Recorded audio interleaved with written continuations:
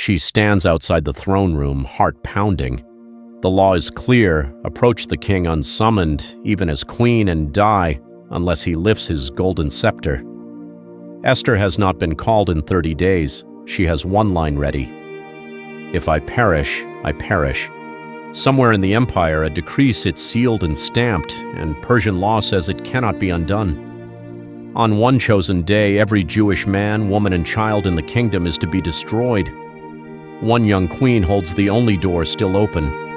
This is beyond the cross, and this is the book of Esther, building toward chapter 4, verse 14, the line the story turns on. God's name never appears in these pages, yet watch the timing and you will see him at work. Years earlier, King Xerxes of Persia throws a lavish banquet to display his wealth. Drunk on wine and pride, he commands Queen Vashti to appear before his guests wearing her crown. She refuses, and for that defiance she is deposed, leaving his throne empty. Officials search the empire for a new queen. Among the young women brought to Susa is Esther, a Jewish orphan raised by her cousin Mordecai. Before she enters the palace, he gives her one instruction: tell no one you are a Jew.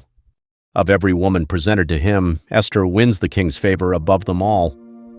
Xerxes sets the royal crown on her head and makes her queen in Vashti's place.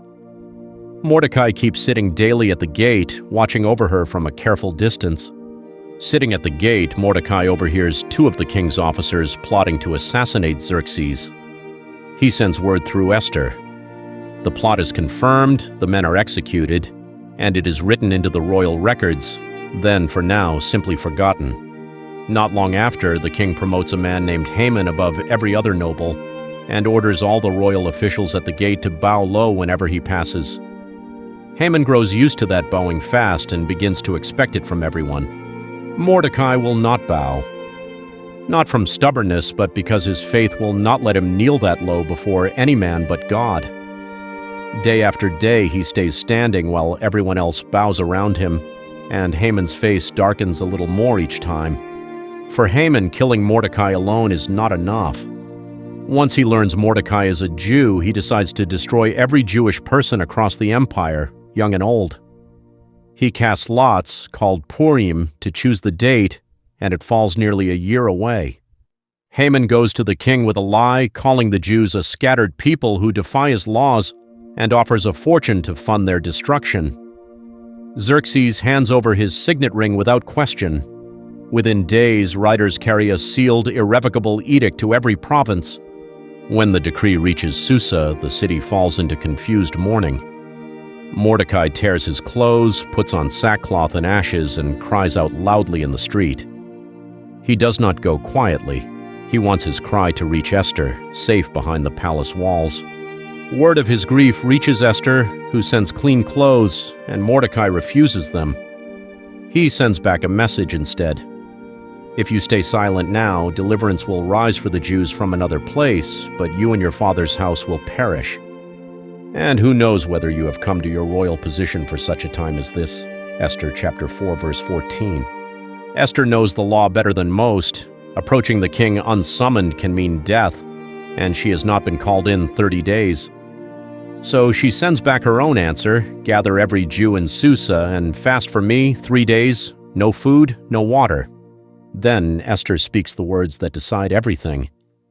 My maids and I will fast the same way.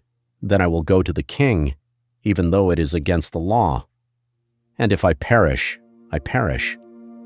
3 days pass in silence and prayer. On the third day, Esther puts on her royal robes and stands in the inner court, in full view of the throne. For one long breath, no one seems to breathe with her. Then Xerxes lifts his golden scepter, and her life is spared. Instead of blurting out her request, Esther invites the king and Haman to a banquet that same day. Haman leaves glowing with pride, certain he stands above every man in the kingdom. Esther asks for nothing yet, inviting them back tomorrow for a second banquet. Walking home that night, Haman passes Mordecai at the gate, and again Mordecai will not rise or bow.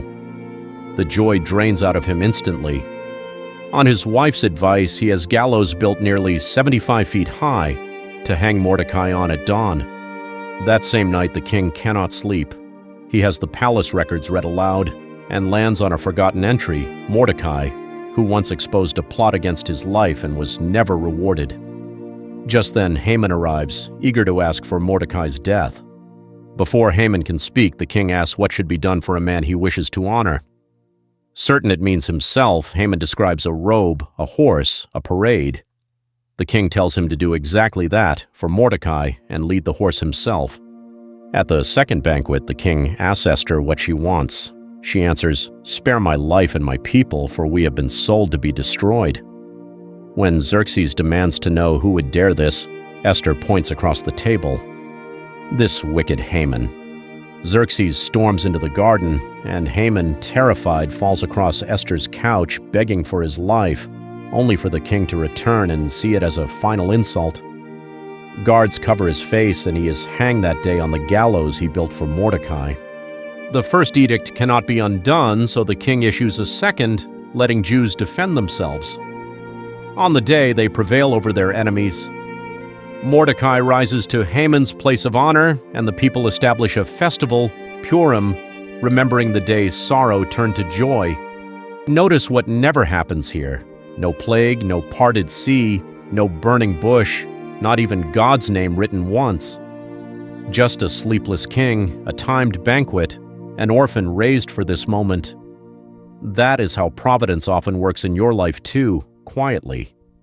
If this moved you, share it and subscribe to Beyond the Cross.